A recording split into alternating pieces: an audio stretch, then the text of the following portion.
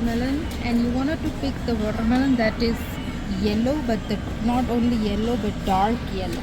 It means that it has been sitting longer on the ground and it's most likely it's ripe. So like this one is little bit yellow, so not this one. Not this one. Let's see. How about this?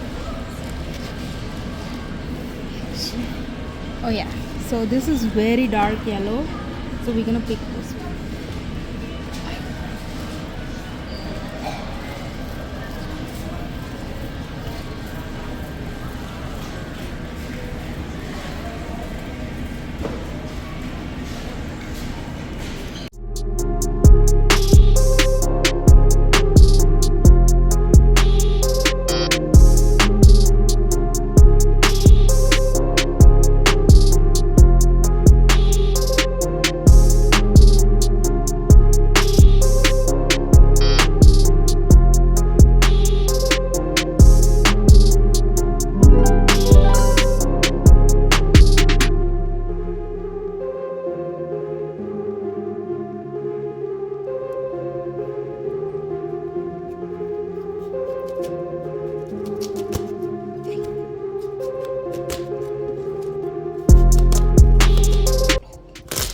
Look at this.